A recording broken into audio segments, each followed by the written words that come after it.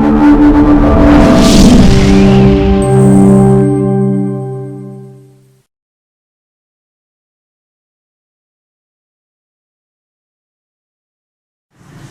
वालेकुम स्टूडेंट्स। बेटा हमने लास्ट टाइम पोजीशन पढ़ा और इसके अलावा हमने सीखा था पोजीशन के अलावा कि हमारे पास स्केलर्स और वेक्टर्स क्या हैं। आज बेटा हम पढ़ेंगे पेज 34 पर रिप्रेजेंटेशन ऑफ वेक्टर। ये बेटा आपको मिल रहा हो, नज़र आ रहा है कि ये रिप्रेजेंटेशन ऑफ वेक्टर जो सा है, ये जो पहली 4 लाइनें हैं ये सिर्फ इसको इजहार करने का तरीका है कि रिप्रेजेंट कैसे करना है। इस साइड पे एरो बना हुआ है और फिर इसकी तफसील बयान की गई है। जी बेटा, हमारे पास रिप्रेजेंटेशन ऑफ वेक्टर, ये वेक्टर का इजहार कैसे किया जाता है आज हम ये सीखेंगे। बेटा हमारे पास यहाँ पर सबसे पहले आप देखिए रिप्रेजेंटेशन ऑफ वेक्टर्स में सबसे पहले जो वर्ड होता है वो bold letters such as FAD। यानी आपने अगर किसी चीज की अहमियत बयान करनी है तब उसे किस में लिखते हैं? बोल्ड राइटिंग में लिखते हैं। अमूमन आपने देखा होगा कि हमारे पास बुक में भी ऐसे वर्ड्स, जैसे आपके पास ये फिजिक्स की बुक है तो देखिए बेटा बोल्ड राइटिंग में लिखा गया है। बोल्ड राइटिंग का मकसद ये होता है कि आप किसी चीज की अहमियत बताना चाहते हैं कि वो चीज किस बारे में है, उस पे वर्ड्स को क्या किया था, शुरू के वर्ड्स को बोल्ड राइटिंग में लिख दिया जाता है। और ये हमारे पास वेक्टर की प्रेजेंटेशन में है कि सबसे पहले आप बोल्ड लेटर्स में लिखते हैं। उसके बाद बेटा हमारे पास है बार और एरो सच एज। ये देखिए बेटा, ये सबसे पहले हमने क्या किया, आपको बार लगा दिए। यहाँ पे हम इसके अंदर क्या करते हैं, एरोस लगाते हैं। ये देखें एरोस लगे होते हैं, यहाँ पे वो क्या है, बार्स। आपने अक्सर देखा होगा कि हमारे पास कुछ बिल्डिंग्स होती हैं, कोई किसी की शादी है या आपने किसी मॉल है वहां जाना है तो आपके पास क्या किया जाता है, एरो बना दिया जाता है रास्ते में, उसके बोल्ड राइटिंग में लिखकर और साथ एरो बना दिया जाता है।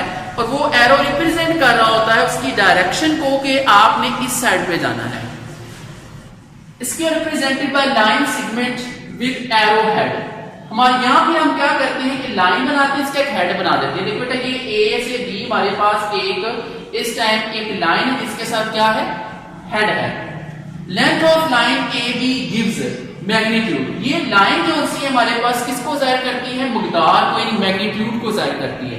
ये लाइन जितनी लंबी होगी उतना ये शो होगा कि चीज एक तो इस साइड पर है, उसका हेड ये शो कर रहा है डायरेक्शन को कि एक तो ये इस साइड पर है, और दूसरे जितनी उसकी लेंथ बेटा ज्यादा होगी इतना ये पता चलेगा कि वो चीज दूर है। और अगर उसकी लेंथ बिल्कुल छोटी होगी ये पता चलेगा कि वो चीज पास में है। मकसद आपने कई दफा देखा होता है कि टॉपिक्स होते हैं बुक में और इसके से छोटा सा एरो बना दिया था, बिल्कुल छोटा सा। तो हमारे पास एक तो ये डायरेक्शन को शो करता है, दूसरा इसकी जो लेंथ होती है वो मैग्नीट्यूड, इसकी मकदार को जाहिर करती है कि वो चीज जो उसमें कितनी दूर है। Magnitude and the head shows the direction. तो हमारे पास ये जो हेड है ये डायरेक्शन को शो करेगा बेटा, और इसकी जो टेल है ये मैग्नीट्यूड यानी मकदार को जाहिर करेगी। उसके बाद ना हमारे पास है position. Describes location of place or point with represent to some reference. हाँ जी, डिस्क्राइब को उर्दू में कहते हैं बेटा बयान करना। लोकेशन होता है आपके पास कोई चीज, कोई जगह जिसे आप देख रहे हैं, ऑफ प्लेस किसी जगह की, आर पॉइंट या फिर कोई point with respect to some reference. Reference हवाले को कहते हैं। मसलन अगर आपसे कोई पूछता है किसी भी चीज की तरफ, किसी भी चीज के बारे में कि फलां चीज कहाँ है और आप इशारे के साथ उसे बता रहे हैं, तो अब आप क्या कर रहे हैं, एक तो आप फिक्स पॉइंट की तरफ बता रहे हैं कि वो चीज वहां है, और दूसरा आप ये भी कह सकते हैं कि वो चीज फलां चीज के पास है जो कि मशहूर है, यानी वो चीज मशहूर है उसके पास वो जगह है, तो आप उस चीज का रेफरेंस देकर बता सकते हैं कि वो चीज वहां है, और साथ आप इशारा करते हैं तो आप क्या कर रहे हैं कि आप उस रेफरेंस पॉइंट की तरफ डायरेक्शन को भी शो कर रहे हैं कि वो चीज वहां है। तो यूं हमारे पास पोजीशन बेटा किस चीज के फिक्स पॉइंट से डिस्टेंस और साथ डायरेक्शन दोनों चीजों को रिप्रेजेंट करती है। तो हमारे पास बेटा ये देखें, जैसे मैंने यहां पर ये होम है और ये स्कूल है, तो मैंने यहां होम से स्कूल की तरफ क्या किया है, एरो बनाया हुआ है। यानी इससे एक तो मैग्नीट्यूड पता चल रहा है उसका मकदार, और दूसरा उसकी डायरेक्शन भी शो हो रही है। और ये जो स्कूल है ये बजाते खुद हमारे पास यहाँ पर एक पॉइंट है जो कि अपनी पॉइंट वो चीज होती है जो फिक्स हो, जो एक तरह से मूव ना करे। तो बेटा हमारे को अभी तक पता चला कि रिप्रेजेंटेशन ऑफ वेक्टर में वेक्टर का इजहार क्या होता है। सबसे पहले बेटा बोल्ड लेटर्स में लिखते हैं इसको, दूसरा आप उन पे बार या एरो बना देते हैं, तीसरा कि अगर आपने उसे सिंबल के तौर पे जाहिर किया है तो आपके पास ये एक तो लाइन सेगमेंट होगी और साथ में उसका हेड होगा। जो लाइन सेगमेंट है बेटा वो उसका मैग्नीट्यूड शो करेगा और जो उसका हेड है बेटा वो क्या शो करेगी, डायरेक्शन शो करेगी। तो हमारे पास जितना इसकी लेंथ ज्यादा होगी, लाइन सेगमेंट जितनी ज्यादा होगी उतने इसका मतलब ये है कि वो चीज दूर है, और जितना वो छोटी होगी उतनी हमारे पास चीजें करीब में है। इसका हेड जो से बेटा वो डायरेक्शन को शो करता है। पोजीशन वहां पर बयान करती है किसी चीज की प्लेस की लोकेशन को, और साथ में रिप्रेजेंट करती है सम रेफरेंस को। तो हम साथ में इसके रेफरेंस को यानी उसके हवाले को भी बयान करते हैं। तो इसके बाद बेटा हमारे पास डिफरेंस है डिस्टेंस और डिस्प्लेसमेंट। जी हमारे पास डिस्टेंस और डिस्प्लेसमेंट कहाँ है, तो बेटा देखिएगा जरा पेज नंबर 35 पर आपके पास यहाँ बेटा डिस्टेंस और डिस्प्लेसमेंट है। तो यहाँ बेटा डिस्टेंस पिंक बॉक्स में है, इसी तरह डिस्प्लेसमेंट पिंक बॉक्स में आपको नजर आ रही होगी डेफिनेशंस। लेकिन बेटा ये सिर्फ डेफिनेशंस हैं, इनमें थोड़ा सा डिफरेंस आपने मजीद बताना है। तो length of path between 2 points कि डिस्टेंस हमारे पास क्या होता है, सिंपल 2 पॉइंट्स के दरमियान रास्ते की लंबाई होती है। लेंथ लंबाई, पाथ रास्ता। तो 2 पॉइंट्स के दरमियान रास्ते की लंबाई को बेटा हम क्या कहते हैं, डिस्टेंस कहते हैं। इसका फार्मूला हमारे पास है s = v × t। यहाँ s से मराद डिस्टेंस है, स्पीड से मराद v से मराद स्पीड है, और t से मराद क्या बेटा, टाइम है।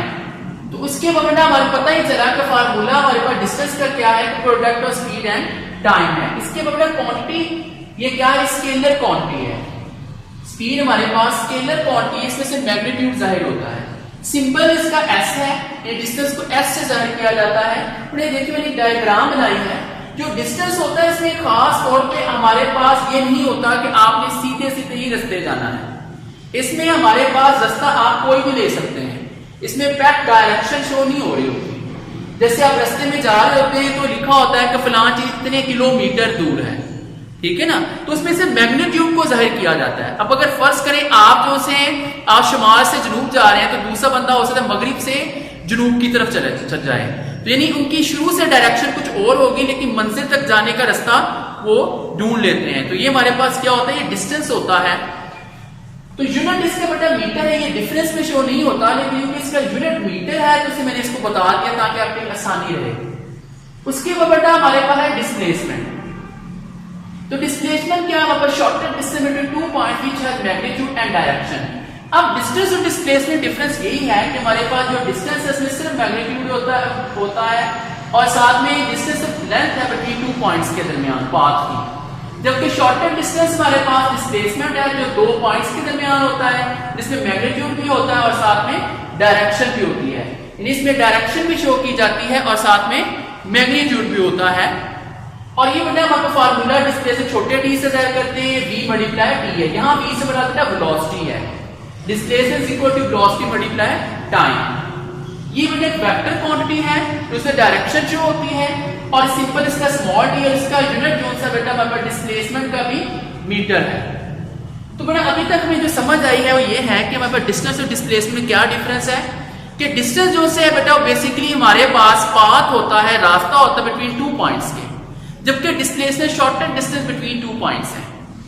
इसी तरह बेटा नेक्स्ट हमारे पास अगर इसके फार्मूले की तरफ आए तो डिस्टेंस s = v × t है। s से बड़ा डिस्टेंस है, v स्पीड है और t टाइम है। ये distance equal to speed × time है, और ये स्केलर क्वांटिटी है, इसे s से शो किया जाता है। वेक्टर जो से है इसका बेटा हमारे पास शॉर्टेस्ट डिस्टेंस बिटवीन 2 पॉइंट्स है, जिसमें मैग्नीट्यूड और डायरेक्शन दोनों होती है।